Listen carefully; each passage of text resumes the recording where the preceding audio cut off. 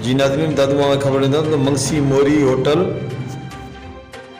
चांहि जा पैसा घुरण था। जवाबदार ॿिनि भाइरनि सॼण आज़म सोलंकी जे सख़्त तशद्दुद में शहीद थियल नौजवान होटल मज़दूर सद्दाम अली सोलंकी जे टीजे जे तॾे ते सोलंकी बिरादरी जो सिंध जो सरदार खादिम हुसैन सोलंकी, सरदार राधा ज़ुबैर खान सोलंकी रात कायम नगर कॉलोनी में पहुंची मक़तूल के वारसनि सीनियर सहाफ़ी सरवर जलाल सोलंकी, जावेद सरवर, असगर इम्तियाज़, काशिफ खादिम, अयाज़ सोलंकी ऐं ॿियनि सां ताज़ियत कंदे चयो त उहो न आहे जेको पंहिंजे बिरादरी जे माण्हू खे क़त्ल करे जवाबदार भली बिरादरी जो हुजे, खेसि बख़्श न कयो वेंदो, खेसि कानून जी गिरफ़्त में आंदो वेंदो।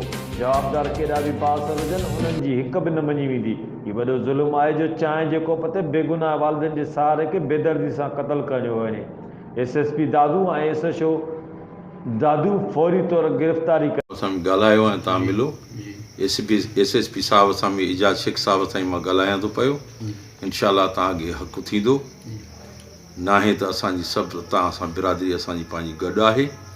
जेॾी नाजाइज़ी करे मौसूम मारियो अथऊं इनखे कॾहिं बि न बचकींदासीं, कानून जे कटोरे में आणींदासीं। जे इनखे जे सज़ा ॾींदे ओड़ी सज़ा इनखे पवंदी।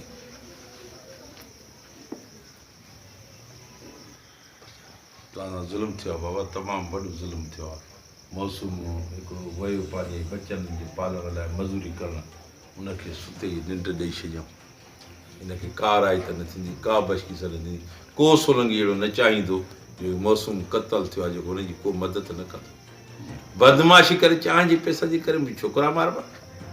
तूं मूं सां चई हा बाबा मां वटि न आहिनि, ॾींदुसि। हा हुया त हेॾो जो ज़ुल्म कयो अथई हिनखे बाबा छाजी बचकी अथसि। पंहिंजा माण्हू पाण मारे।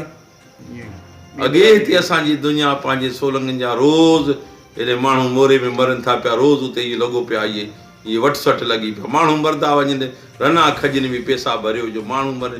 13 माण्हू कुटिया आहिनि, अबड़नि मारे फिटी करे छॾिया आहिनि। उन्हनि जा बि चवंदा फ़ैसिला थियनि।